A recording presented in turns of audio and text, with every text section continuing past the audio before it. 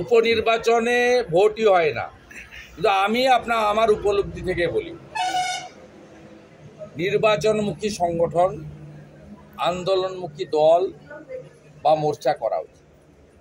যুব মোর্চা, কৃষক মোর্চা, মহিলা মোর্চা সবসময় রাস্তায় থাকা উচিত এবং ইনডোর ভার্চুয়ালের সংখ্যাটা কমিয়ে দিয়ে রাস্তায় আন্দোলনের সংখ্যাটা বাড়ানোর প্রয়োজন হয়েছে বলে আমি ভোট হয়তো আটসায় উপনির্বাচনের পরিবেশ নেই। তাছাড়া দলের সাংগঠনিক অভ্যন্তরীণ বিষয়ে যখন সিদ্ধান্ত হবে সেখানে মতপার্থক্য, ভিন্ন ভিন্ন মত থাকতে পারে। প্রতীক হচ্ছে ফাইনাল। ভারতীয় জনতা পার্টি যারা করে তারা পদ্মফুল দেখেই করে, তাদের নেতা নরেন্দ্র দামোদর দাস। ভারতীয় সংস্কৃতি, সনাতন সংস্কৃতি, জনজাতিদের স্বার্থ এবং অধিকার, এটাই হচ্ছে আমাদের মতপথ। বলছি আমি আবার নৈহাটি, মেদিনীপুর, তালডাংরা এবং মাদারিহাট 26-এর ভোটে জিতবেন। যেভাবে ধূপগুড়ি আমরা উপনির্বাচনে হেরে লোকসভায় 20,000 ভোটে এগিয়ে আছি, তো এগুলো কোনো ইস্যু নয়। বলছি জন বার্লা কি আমি উনি এখনো স্টিল বিজেপি।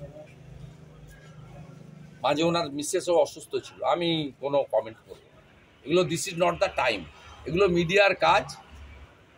আমি মনে করি পশ্চিমবাংলার উপনির্বাচন নিয়ে কোনো টক শো, কোনো ডিসকাশন, কোনো ইন্টারাকশানে পার্টিসিপেটই করা উচিত না। আবারও বলি, আমার যেটা মনে হয়েছে, সময়ের ডাক, সংগঠনকে নির্বাচনমুখী, দল এবং মোর্চাকে আন্দোলনমুখী করা দরকার।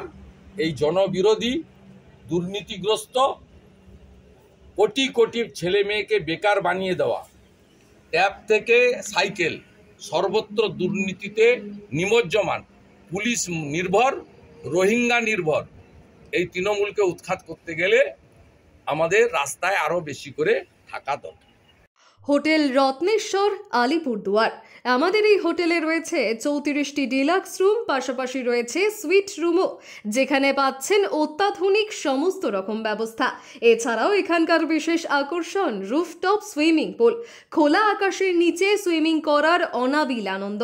পাশাপাশি রয়েছে চোখ ধাঁধানো রেস্টুরেন্ট, যেখানে আপনি ইন্ডিয়ান, চাইনিজ সব রকমের সুস্বাদু খাওয়া দাওয়াও করতে পারবেন।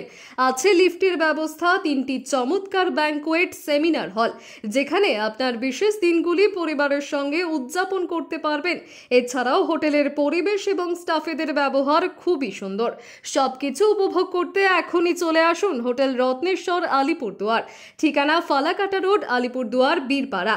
যোগাযোগ নম্বর 9332105553।